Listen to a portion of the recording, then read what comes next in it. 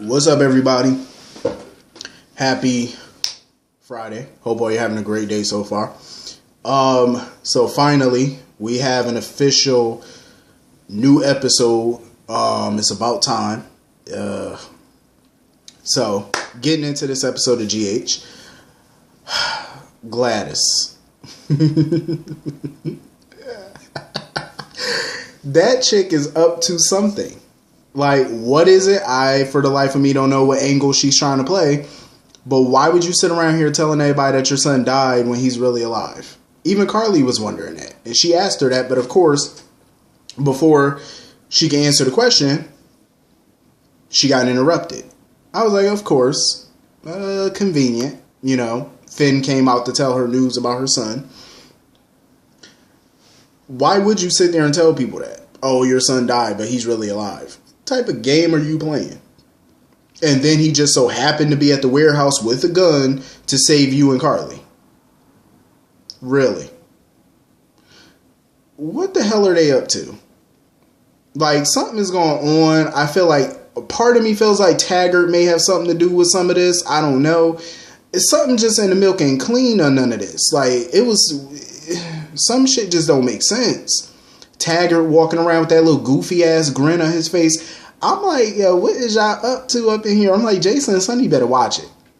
Because whoever coming for y'all ass, they coming. And they not playing no games. And you don't even know who involved at this point.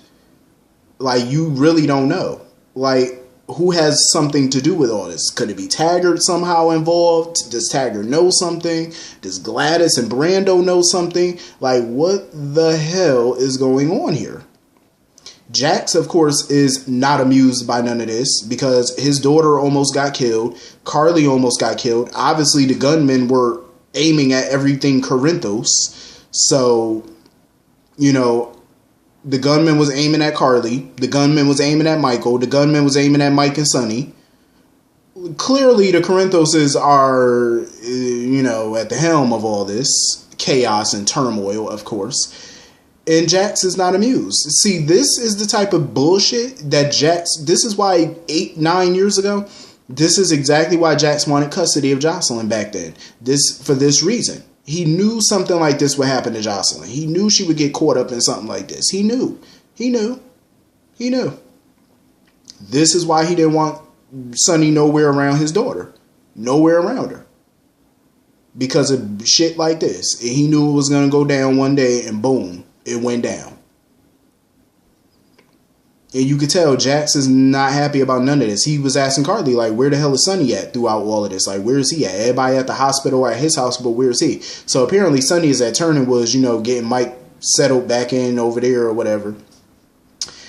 Jax is just, you know, he's over it. He's over this mob shit. He's over it. Like, he's not about to lose his only child because of Sonny's foolishness. So Carly went snooping or whatever. I guess she saw a pocketbook or whatever. I'm guessing it's Gladys' pocketbook or whatever. And she found a picture of Gladys and Dev. I really don't know what's going on. And we still don't know a lot about Dev. Like, we really don't know. Like, what the hell is going on and who can you trust? I already know we can't trust no damn Gladys. That I already know. That's not even a serious question. We know we can't trust that witch. Brando, well, he is the spawn of Gladys, so we probably can't trust him either. Dev, I never fully trusted him because we don't know jack squat about this boy. We don't know nothing about him. Nothing.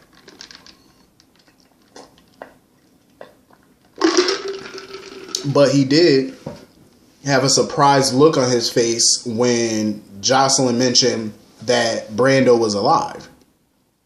So now he's trying to, you know, probably going to try to figure out where does that leave him with all this mess with ICE and immigration and all that. I don't know. This is just one heap of mess and you never know who to trust. But let me say this. Jordan is terrible as police commissioner. Let me just point that out. Terrible. All these questions she keep asking Jason. Then she's sitting there, you know, she got that accusatory tone about her. And obviously she doesn't believe anything out of Jason's mouth because she thinks that Jason is lying to her about not knowing who's targeting the Corinthos family. Jason really doesn't know. He don't know and Sonny don't know. They really don't know. I mean, when you've been at the helm of Port Charles for over 2 decades, you rack up a hell of a lot of enemies. How the hell are you supposed to know who's coming after you? When you've been in charge of that town for over 2 decades, like you've been in charge for over 25 years. How are you supposed to know who's coming after you and whatever? He has a lot of enemies. Both of them do. How are they supposed to know? And Jordan's sitting there telling Jason, oh, well, you know, she is impressed because he knows how to talk or do things without incriminating himself. He doesn't need to incriminate himself. He didn't do anything. The gunman in Brooklyn came after them. All he did was shoot the guy in self-defense. He didn't do anything. So anything that comes out of his mouth is not going to incriminate him because he's not guilty. Not of the actions that took place. He has nothing to do. Well, he has something to do with it, but in hindsight, he has nothing to do with that. Meaning, he don't know why the gunman came after them. You know, he don't know who's behind it. But of course, Jordan doesn't believe it. And the funniest thing was, she was sitting there talking about, oh, she's not going to let a mob war happen in her town. And, you know, if she has to take down Sonny and Jason, she will. Jordan, please hush. You couldn't take down an 80-year-old lady stealing out of a mall, let alone 2 mobsters who've been in business for over 20 years. How are you going to take down Sonny and Jason? How? You and what army? Who? You obviously don't have the capability or the brain power to take them down.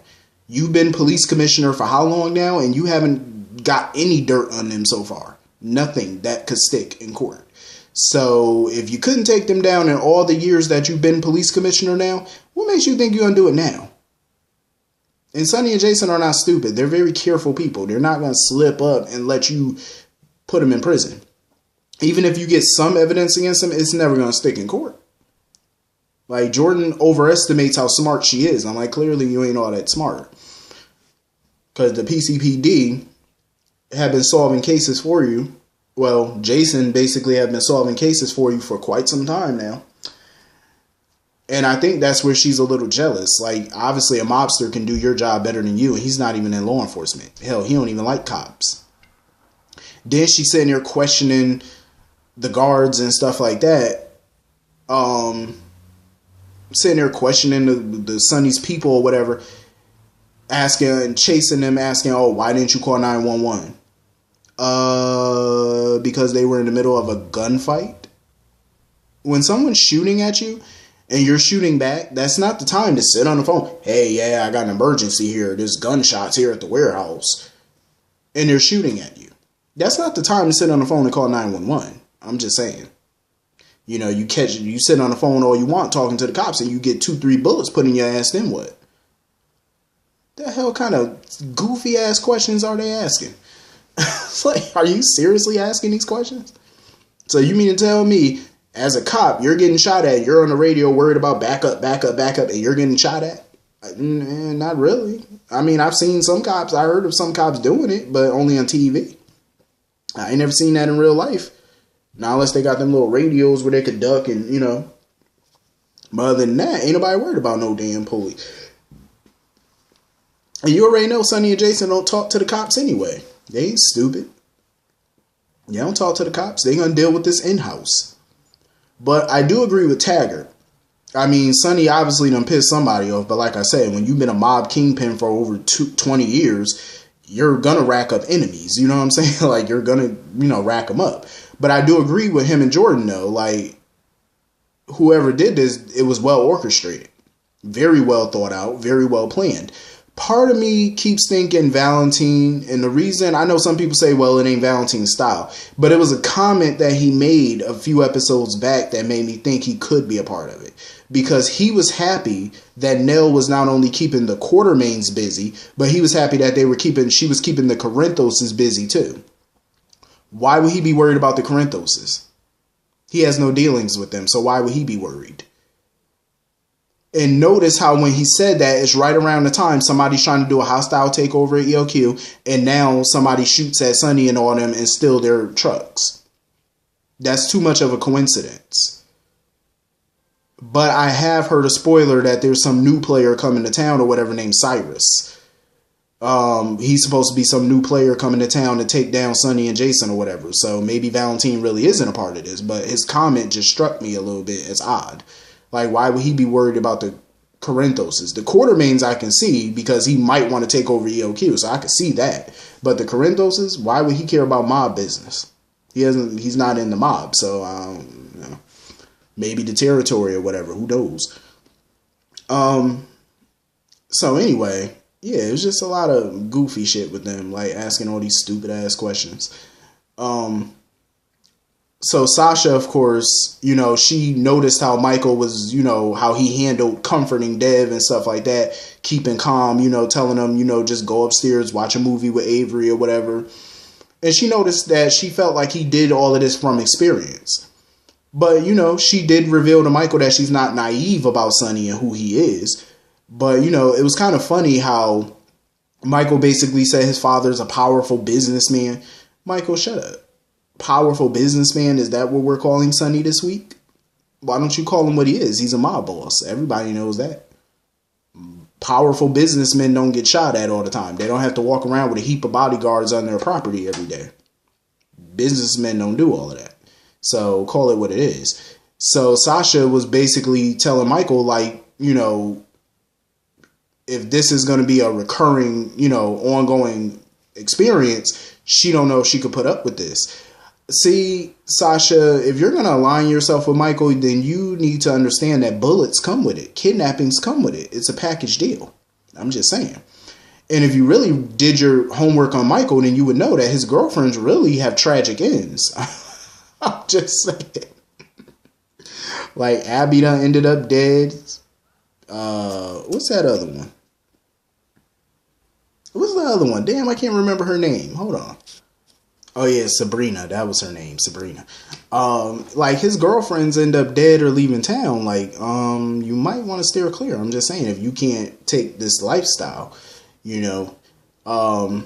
I mean, I understand her concerns. I mean, who the hell want to date somebody and end up kidnapped or shot one day because of who their family is? Like, you know, like, I don't blame her.